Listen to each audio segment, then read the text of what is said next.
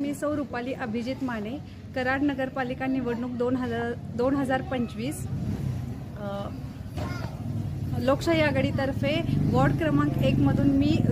आणि जयवंतदादा पाटील उमेदवार म्हणून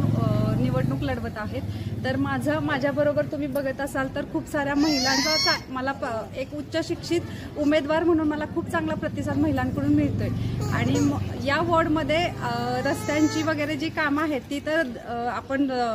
करतच आलेलो आहोत, पण मला एक महिला म्हणून महिला सबलीकरण म्हणजे आधुनिक महिला सबलीकरण, नुसतं महिला किंवा त्यांना जस्ट वुमन्स डे वगैरे सेलिब्रेट करणे हा उद्देश नसून महिला सबलीकरण म्हणजे काय तर महिलांना वेगवेगळ्या प्रकारे जसं की ऑनलाईन मार्केटिंग म्हणजे ते जे छोटे छोटे उद्योग करत असतात तर त्यांना ऑनलाईन मार्केट प्लेस किंवा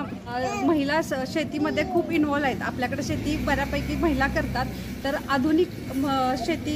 शेतीच्या ज्या सोयी सुविधा आहेत किंवा एक आधुनिकीकरण येतं त्याच्यामध्ये, तसेच आर्थिक नियोजन जसं की महिला बचत गट वगैरे जे आहेत त्याच्या माध्यमातून आपण त्यांना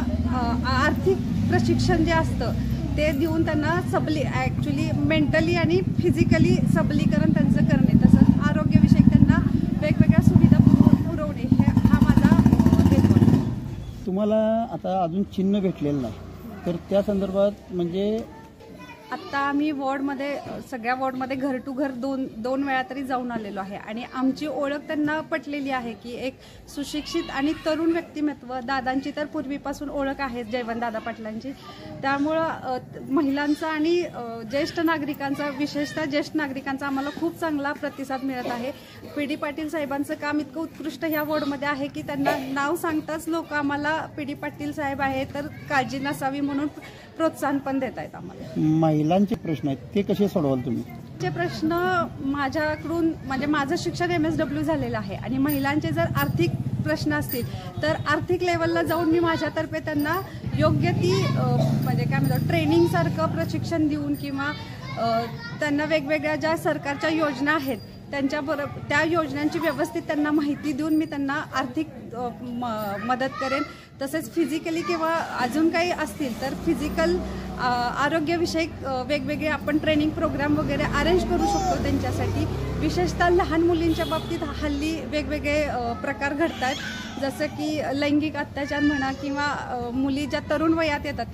त्यांना अपुरं नॉलेज असतं, तर त्या नॉलेजबद्दल त्यांना व्यवस्थित मार्गदर्शन करण्याची आज काळाची गरज आहे आणि ते मार्गदर्शन वेगवेगळ्या पद्धतीने आपण वेगवेगळ्या ठिकाणी जाऊन अरेंज करू शकतो। PD पाटील साहेबांनी कराडमध्ये इतकी छान गटार व्यवस्था चालू केलेली आहे की ती आज व्यवस्थितपणे काम करते। तरीही नवीन बांधकामं असतील किंवा नवीन घरांची कामं आहेत, त्याच्यामुळे जर गटारांची दुर्व्यवस्था झाली असेल किंवा जिथं नवीन गटारांची गरज आहे तिथं आपण ह्या निवडणुकीनंतर प्रयत्न करणार आहोत ती व्यवस्थित करून देण्याचा।